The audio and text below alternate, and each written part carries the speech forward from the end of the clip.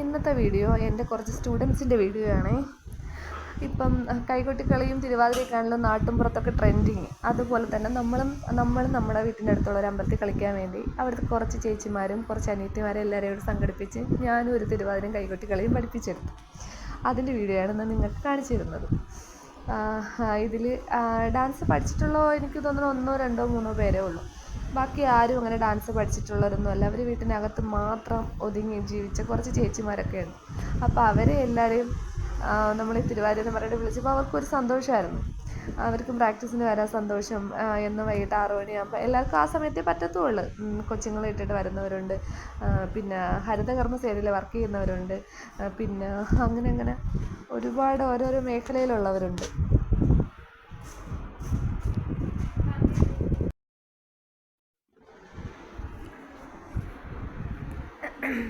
ഇവരെല്ലാവരും കൂടെ കളിക്കുന്നതാണ് എനിക്ക് ഭയങ്കര സന്തോഷമാണ്. നമ്മൾ ഇത്രയും കഷ്ടപ്പെട്ട് ബുദ്ധിമുട്ടി പഠിപ്പിച്ചെങ്കിലും അത് എല്ലാവരും ഒരേപോലെ നമ്മൾ പറയുന്നത് തെറ്റാണെങ്കിലും നിങ്ങൾ ചെയ്യുന്നത് ശരിയായില്ലെന്ന് പറഞ്ഞാലും അവർ ഒരേ മനസ്സോട് കേൾക്കുകയും കളിക്കുകയും ഒക്കെ ചെയ്തതിൽ ഭയങ്കര സന്തോഷമാണ്. അങ്ങനെ പിന്നെ അല്ലെങ്കിൽ നീ നമ്മളെ ഇളയതാണെന്ന്, അല്ലെങ്കിൽ നീ നമ്മളെ മൂത്തതാണ്, നീ പറയണം നമ്മൾ കേൾക്കേണ്ട കാര്യമില്ല, അങ്ങനെയുള്ള ഒരു ചിന്താഗതിയൊന്നുമില്ല. എല്ലാവരും ഒരേപോലെ കളിച്ചും ചിരിച്ചും ഫുള്ള് ഹാപ്പി ആയിട്ടാണ് നമ്മൾ തിരുവാതിരയും കൈകൊട്ടിക്കളിയും കളിച്ചത്. പക്ഷേ എല്ലാവർക്കും ഇഷ്ടപ്പെടുകയും ചെയ്തു. നല്ല അഭിപ്രായമായിരുന്നു. എല്ലാവരും നല്ലപോലെ കളിച്ചു എന്നൊക്കെ തന്നെയാണ് പറഞ്ഞത്. നമ്മൾ സത്യത്തിൽ നമ്മളെ വീട്ടിൻ്റെ അടുത്ത അമ്പലത്തിൽ മാത്രം കളിക്കാൻ വേണ്ടി പഠിച്ചതാണ്. പക്ഷേ നമുക്ക് വേറെ കുറേ 2-3 അമ്പലത്തിലൂടെ കളിക്കാനൊക്കെ പറ്റി. ഞങ്ങളെ വന്ന് വിളിച്ച്, നമ്മൾ പൈസയ്ക്കൊന്നും അല്ല, നമ്മളെ ഒരു ഇഷ്ടം, നമ്മളെ ആഗ്രഹങ്ങളാണല്ലോ എപ്പോഴും നമുക്ക് കളിക്കാൻ. ഇതിൽ പലർക്കും കളിച്ച് തുടങ്ങിയ പിന്നെ എപ്പോഴും കളിക്കണം എന്നുള്ള ചിന്തയായിരുന്നു കൂടുതൽ. പക്ഷേ എല്ലാവരും നല്ലപോലെ കളിച്ച് നല്ല ഹാപ്പി ആയിരുന്നു എല്ലാവരും ആ സമയത്തൊക്കെ. ഇപ്പം നമ്മൾ പ്രാക്ടീസൊക്കെ നിർത്തി. നമ്മൾ ഇനി അടുത്ത വർഷമേ ചെയ്യുന്നുള്ളൂ എന്ന് വിചാരിച്ച് നിർത്തി. അപ്പോൾ അതുകൊണ്ട് എല്ലാവർക്കും ഒരു വിഷമമൊക്കെ ഉണ്ട്. പിന്നെന്താ,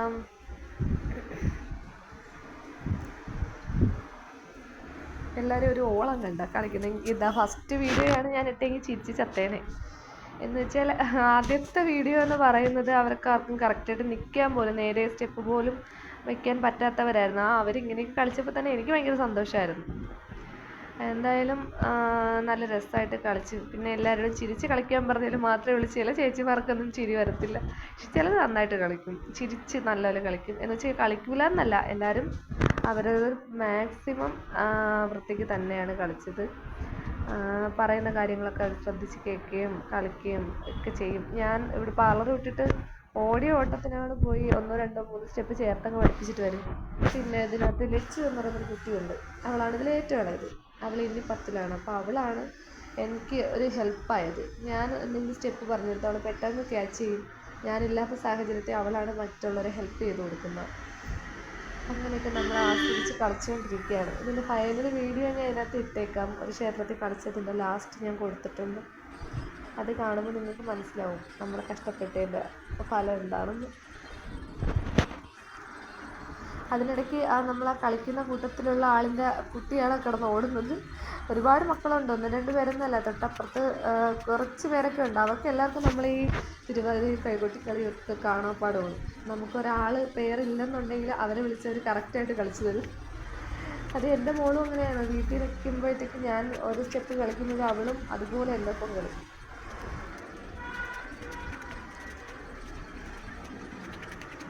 എല്ലാവരും ഓടിക്കളിക്കുക. എന്തായാലും തിരുവാതിര തീർന്നു. അതാണ് ലാസ്റ്റാണ്. ഇതാണ് നമ്മുടെ ഫൈനൽ. നമ്മുടെ പാട്ട് ഇതാണ് കൈകൊട്ടിക്കളിയുടെ പാട്ട്. തിരുവാതിരക്കകത്ത് ആഡ് ചെയ്തിട്ടില്ല കൈകൊട്ടിക്കളിയാണ്.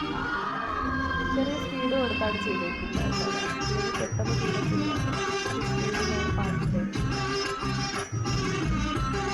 ഇതിൽ കളിക്കുന്ന ആൾക്കാരുടെ പേര്, ഒരാൾ പുഷ്പ ചേച്ചി, ഒരാൾ രാജ ചേച്ചി, ദീന ചേച്ചി, ചേച്ചി, സിന്ധു ചേച്ചി, പിന്നെ ചേച്ചി, ഐശ്വര്യ, പാത്തു, ഷാരു, മഞ്ജു, അങ്ങനെ കുറേ പേരുണ്ട്. അങ്ങനെ 12 പേരാണ് നമ്മൾ കളിക്കുന്നത്. നമ്മുടെ പിള്ളേരൊക്കെ കളിയും ഇതിനിടയ്ക്കൊക്കെ ഉണ്ടായിരുന്നുണ്ടെങ്കിൽ നമുക്ക് റെസ്റ്റ് എടുക്കാൻ പറ്റും. തിരുവാതിര കളിച്ചിട്ട് പിന്നെ കുറേ കുട്ടികളുടെയൊക്കെ പ്രോഗ്രാം ഉണ്ടായിരുന്നു ഇതിനിടയ്ക്ക്.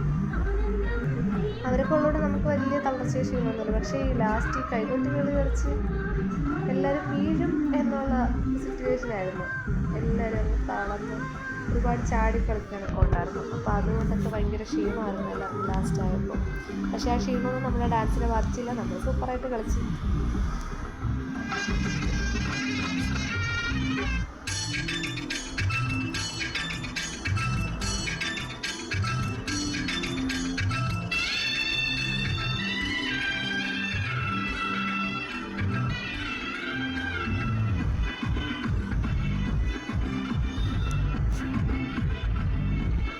പിന്നെ ഡാൻസിൻ്റെ ABCD അറിഞ്ഞുകൂടാത്തവരാണ് ഇത്രയും നല്ലപോലെ കളിച്ചത് എന്ന് വിചാരിക്കുമ്പോഴത്തേക്ക് നമുക്ക് ഭയങ്കര സന്തോഷമല്ലേ.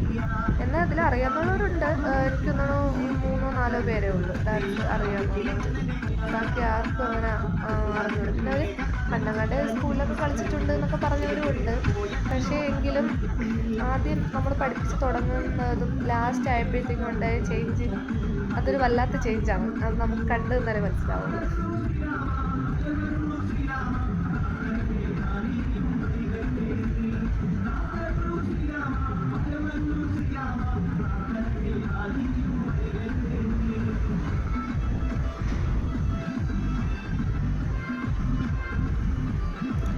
അതിൽ കാത്തുൻ്റെ പൂവൊക്കെ ഇളകിപ്പോയി. നമ്മൾ പെട്ടെന്നാണ് തലയിൽ പൂവൊക്കെ വെച്ച് ഡ്രസ്സൊക്കെ ചേഞ്ച് ചെയ്ത് വരുമ്പം നമ്മൾ സ്ലൈഡ് കുത്തുന്ന കളിച്ച് ആണ് കാത്തുൻ്റെ പൂവൊക്കെ ഇളകിപ്പോയത്. പക്ഷെ അത് നമുക്കൊരു വിഷയമേ അല്ല എന്ന് കാത്ത് തെളിയിച്ചുകൊണ്ടിരിക്കുകയാണ്. പൂവല്ല, എന്ത് പോയാലും നമ്മൾ കളിക്കും.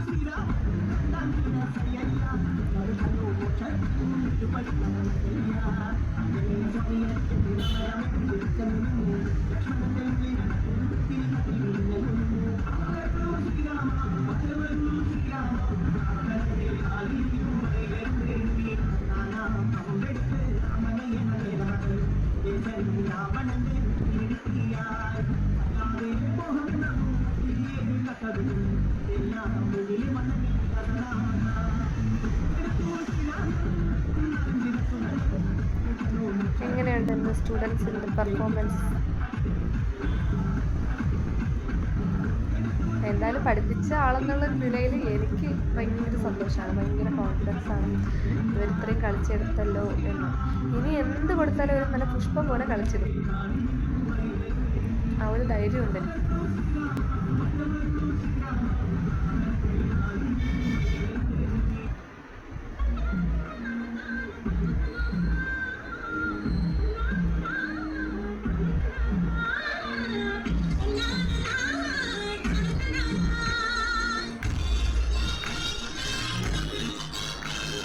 എൻ്റെ ഒരു ഓട്ടമായിരുന്നു സത്യം പറഞ്ഞാൽ ഇത് പഠിപ്പിക്കുന്ന സമയത്ത്. പാർലർ എടുത്തിട്ടും പൊടി മോളെ ഇട്ടിട്ടും. മോളാണെങ്കിൽ വലുതായി അവനവൻ്റെ കാര്യങ്ങളൊക്കെ നോക്കാറായല്ലോ. മോളെയാണെങ്കിൽ ഞാൻ അമ്മയെ ഏൽപ്പിച്ചിട്ടായിരുന്നു ഷോപ്പിൽ നിന്ന് നേരെ കൊണ്ടുവന്നത് പോയിട്ടൊരു 3-4 സ്റ്റെപ്പ് ചേർത്തങ്ങ് പഠിപ്പിക്കും. ചിലപ്പോൾ തൊട്ട് കിട്ടുന്ന എനിക്ക് പോകാൻ പറ്റും, ചിലപ്പോൾ പറ്റാതെ വരും. അങ്ങനെയൊക്കെ വരുമ്പോൾ ലച്ചുമായിരുന്നു എൻ്റെ ഒരു ആകെ ആശ്രയം. ലച്ചു ഇല്ലാത്തപ്പോഴത്തേക്കും അശ്വതിയാണെങ്കിലും അവരെ ഹെൽപ്പ് ചെയ്യും, എല്ലാവർക്കും പറഞ്ഞു കൊടുക്കും. പിന്നെ എന്തെങ്കിലും ഡൗട്ട് ഉണ്ടെങ്കിൽ ചോദിക്കും. പിന്നെ ഞാൻ ഷോപ്പിൽ വെച്ച് വീഡിയോ ഒക്കെ ചെയ്ത് അയച്ചു കൊടുക്കും. അങ്ങനെയൊക്കെ ആയിരുന്നു ആ പീരീഡ് എന്ന് പറയുന്നത്. എന്തായാലും നമ്മൾ കഷ്ടപ്പെട്ടതിൻ്റെ ഫലം കിട്ടി. അതുപോലെ നമ്മളെ പുസ്തകത്തിൽ പോകും കളയും പോയി. പക്ഷെ അതിലൊന്നും ഒരു വിഷയമേ ഇല്ല, നമ്മൾ കളിച്ചാൽ മതിയായിരുന്നു. പുഷ്പ ചേച്ചിക്ക് ഭയങ്കര കാലുവേദനയൊക്കെയാണ്. എങ്കിൽ പോലും അതൊന്നും നോക്കാതെ നല്ല പയറിന് പോലെ ചാടി കളിക്കുന്ന ആളാണ്. എല്ലാവരും കളിക്കും, പക്ഷേ പുസ്തകത്തിൻ്റെ കാര്യങ്ങൾ പറഞ്ഞു കൊടുക്കുന്നില്ല.